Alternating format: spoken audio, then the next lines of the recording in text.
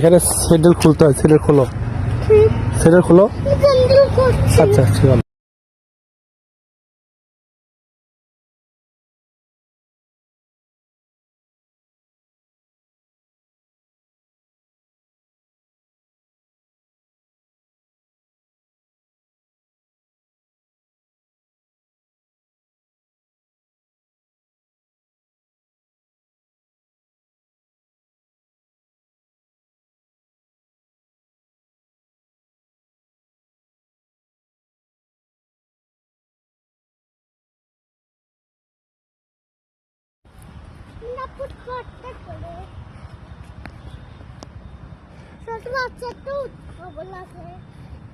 ছোট বাচ্চারও খবর আছে, এদের ছোট বাচ্চারও খবর আছে, তোমার আপুরও খবর আছে, তোমার দাদির, তোমার দাদার।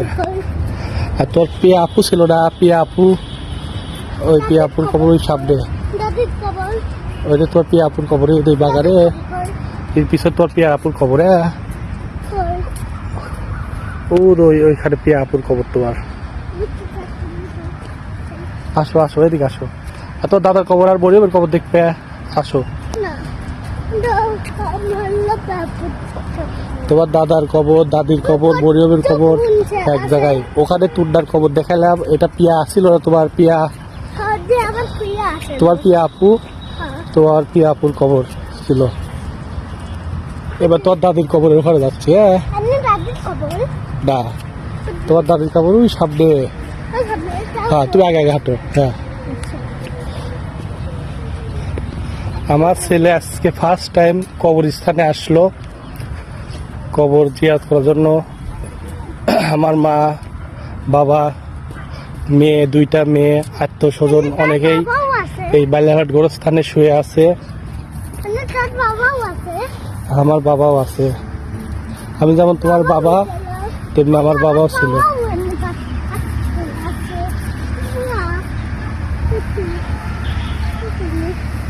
এদিকে আসো, ওই পাশে তোমার দাদির কবর, দাদার কবর, এখন মাটি তুলে সবই করে ফেলছে। হ্যাঁ আমরা আছি বালিয়াঘাট গোরস্থানে।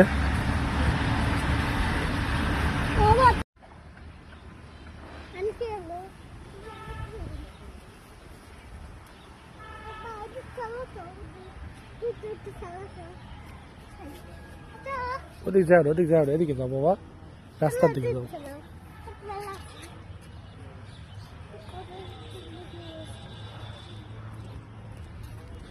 এইটা হচ্ছে সকল মুসলমানের শেষ ঠিকানা। হ্যাঁ এটাই সকল মুসলমানের শেষ ঠিকানা। এখানে অনেকের মা, বাবা, আত্মীয় স্বজন, বংশের দাদা দাদি সবাই ঘুমায় আছে। দোয়া করে সকল কবর, হয়তো বা আজকে কেউ মারা গেছে তার জন্য নতুন কবর করছে। এই দেখো কবর করছে, এই মাটি দিছে, সারা জীবন থাকতে হবে অনন্তকাল। নামাজ কালাম পড়তে হবে, ভালোভাবে চলতে হবে, হারাম হারাম হারা যাবে না। হ্যাঁ এখানে থাকতে হবে সারাটা জীবন। হ্যাঁ ঠিক আছে, নামাজ কালাম পড়া লাগবে, এই কবরের মধ্যে সারা জীবন থাকতে হবে। কেউ থাকবে না, মা বাবা কেউ থাকবে না। দেখো মানুষ করে গেলে এই সাইডে আসো, নতুন কবর এটা খুঁজছে, কে যেন হয়তো মারা গেছে।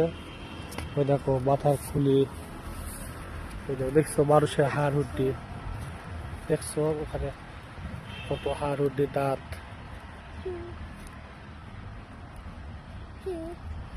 দেখো মানুষের দাঁত,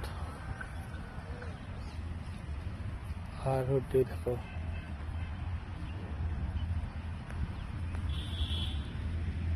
এখনো দাঁত ওই আছে দেখছো। এগুলো মানুষের মাথার খুলি।